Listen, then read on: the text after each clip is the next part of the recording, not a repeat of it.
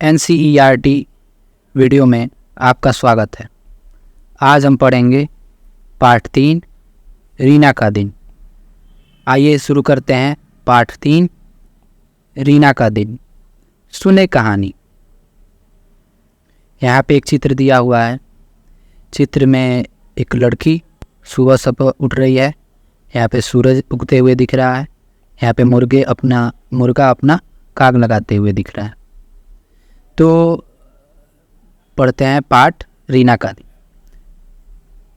हर दिन रीना सुबह जल्दी उठती है। उठकर बिस्तर को ठीक से लगाती है। नीम की दातुन से अपने दांत साफ करती है। साबुन से नहाकर रीना स्वच्छ कपड़े पहनती है। वह अपने बाल में तेल लगाकर कंघी करती है। रीना माँ के बनाए पराठे और सब्जी आनंद के साथ खाती है। रीना माँ के गले लगती है और फिर स्कूल जाती है। यहाँ पे एक और चित्र दिया हुआ है जिसमें रीना अपने दोस्तों के साथ दोस्तों को शुभ प्रभात कह रही है। स्कूल के रास्ते में रीना अपनी सहेली दीपा से मिलती है।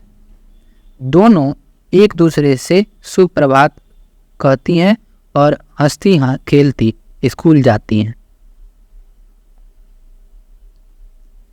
स्कूल में प्रार्थना के बाद रीना अपनी कक्षा में जाती है। जैसे ही उसकी अध्यापिका कक्षा में आती हैं सभी बच्चे खड़े हो जाते हैं और नमस्ते करते हैं। अध्यापिका भी मुस्कुराती हुई नमस्ते करती हैं।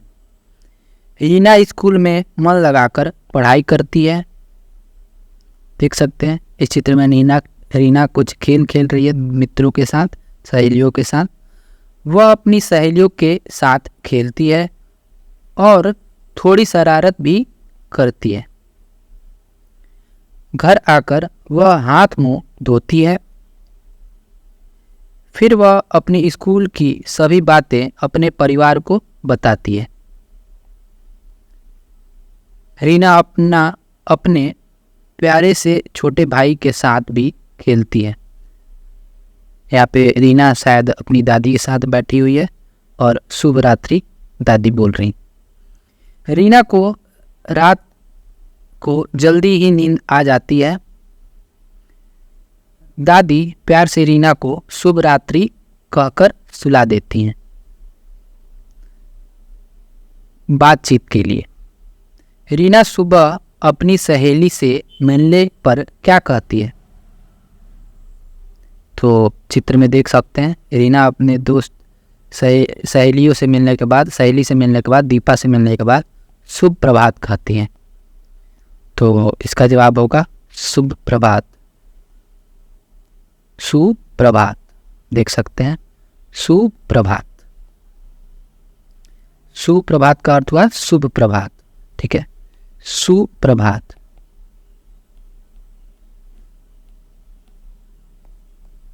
एक मिनट। ओके। रीना सुबह सुबह अपने सहेली को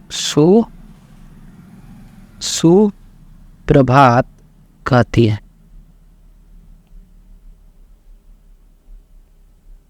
सुप्रभात कहती है। प्रश्न 2। रीना की दादी रात को सोने से पहले मीना को क्या कहती हैं? सोने से पहले शुभ रात्रि। चित्र में देख सकते हैं शुभ रात्रि। यहाँ पे भी लिखा हुआ है, यहाँ पे भी लिखा हुआ है शुभ रात्रि।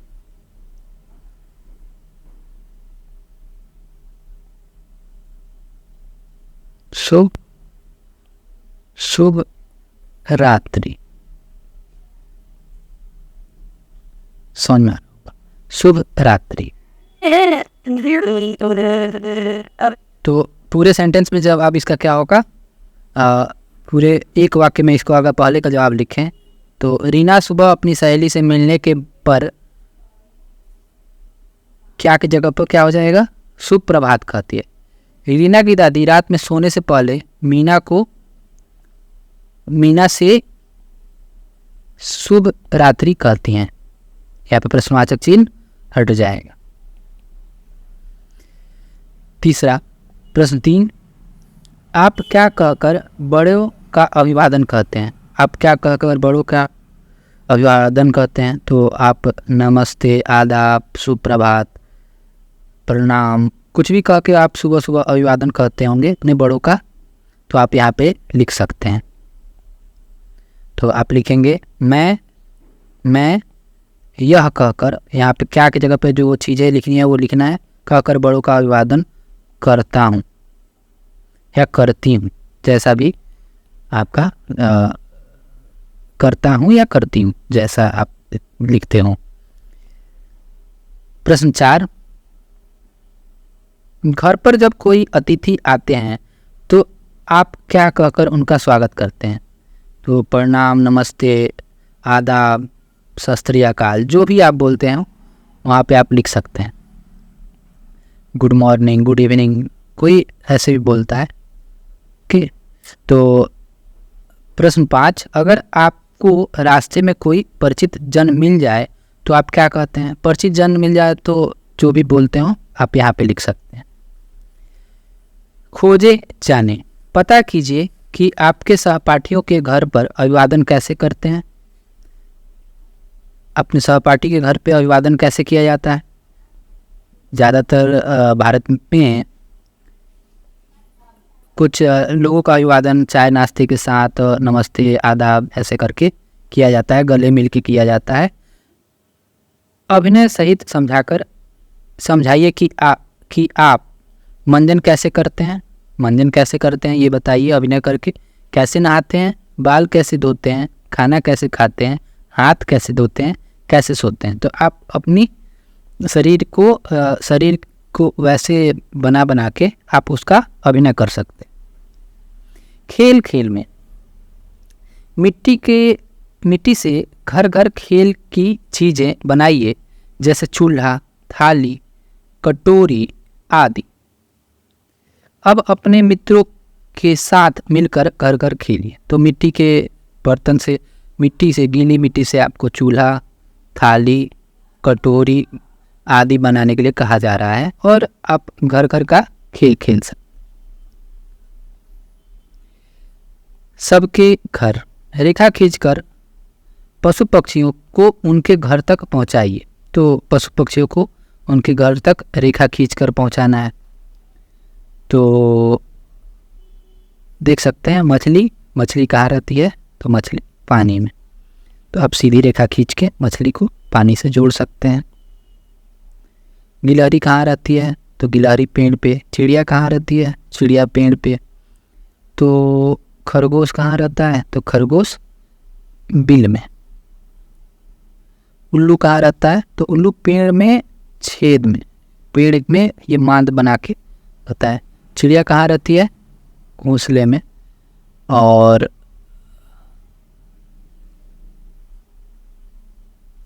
ये गाय कहाँ रहती है? तो बाड़े में। ठीक है, तो ये रहा। तो खरगोश बिल में रहता है, उल्लू मांद में रहता है, चिड़िया घोंसले में रहती है, गाय बाड़े में रहती है, गिलहरी पेड़ पे।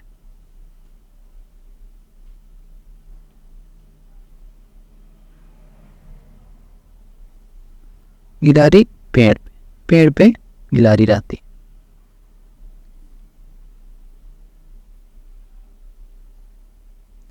चित्रकारी और लेखन, आपको अपने घर में क्या क्या अच्छा लगता है और क्यों?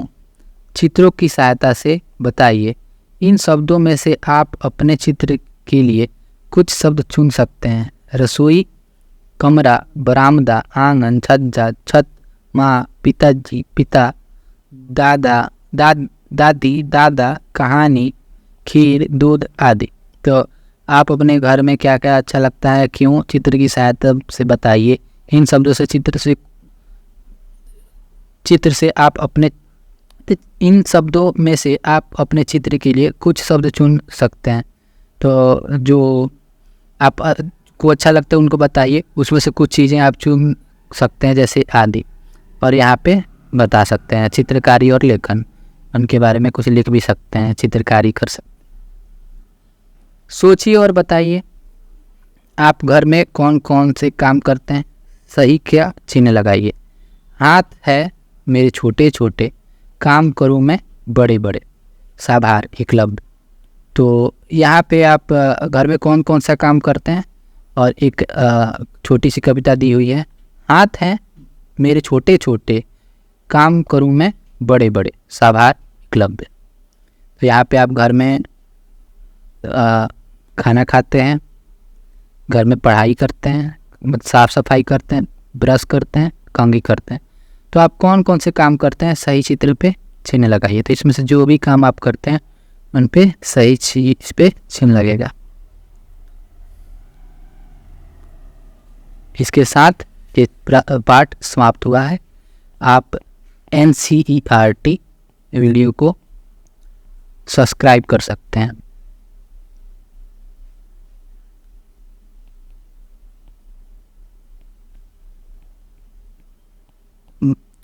और भी वीडियोस अपलोड कर दिए जाएंगे जल्द ही, तो आप इस वीडियो को लाइक करें, सब्सक्राइब करें, शेयर करें।